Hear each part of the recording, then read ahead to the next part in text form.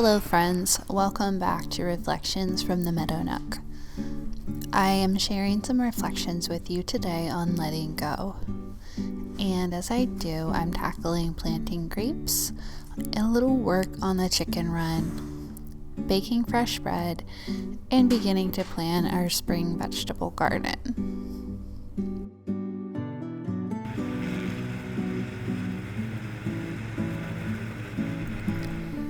I'm going to mow a patch of the meadow to make space to plant some grapes.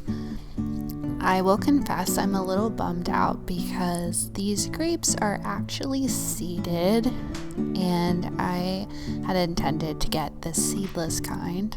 So I did end up getting fewer than I planned because I do still want to get several seedless grapes in the spring.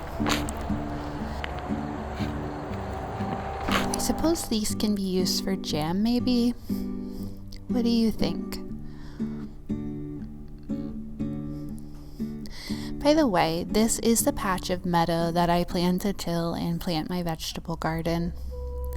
We chose it because it gets plenty of sun and it's close to the water hose. As I was filming this video, I found myself thinking about a lesson life often reminds me of. That lesson being on letting go. On this particular day, I woke up late after a night of struggling with insomnia, and I woke to dealing with pain from my autoimmune condition. I share this only because I am so often inspired by others who deal with health challenges and still show up and work towards their dreams, and I feel grateful for their honesty. All of this to say, letting go is what keeps me going on the harder days. On the days when it's so tempting to give up, to just not do the things that are feeling so hard, and to do only the bare minimum. To take an all or nothing stance, knowing that in reality on these days I cannot do all that I had intended to do. But in letting go of the pressure to do it all, I embrace doing what I can. In doing what I can, I am able to both make some movement forward, however small, and it fills me with hope that not only am I not losing ground, but indeed gaining ground, even if only a small amount. Every little bit counts. This post my husband helped me cement into the ground a few days ago will serve to help protect the chickens from hawks. We will attach wire to it and to the fence to deter hawks from attacking them.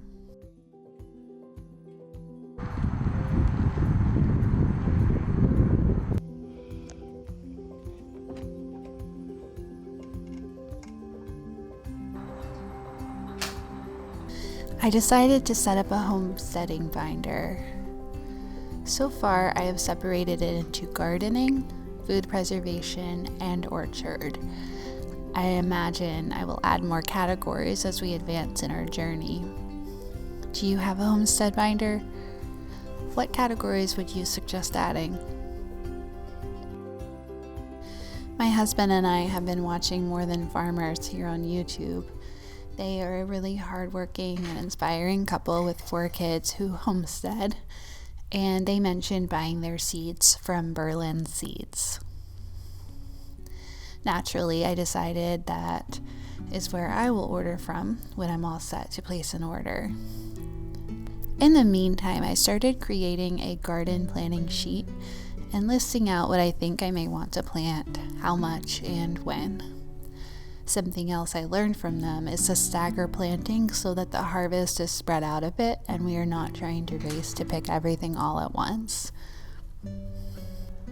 I've been finding myself feeling pressured by my own anxiety to try to plan and learn all the things now as if that were somehow humanly possible.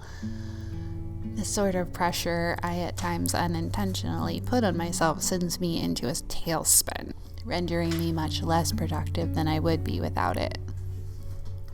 So I am taking some deep breaths today, reminding myself that I can do some things today and that is enough. If you find yourself feeling this way, overwhelmed, overpressured, this is your gentle reminder that it is okay to not get it all done. You are doing a great job. Rest in your breath and appreciate the work you have done each day. Thank you so much for spending this time with me. If you'd like to continue this journey with me, please consider subscribing. I'll see you next week.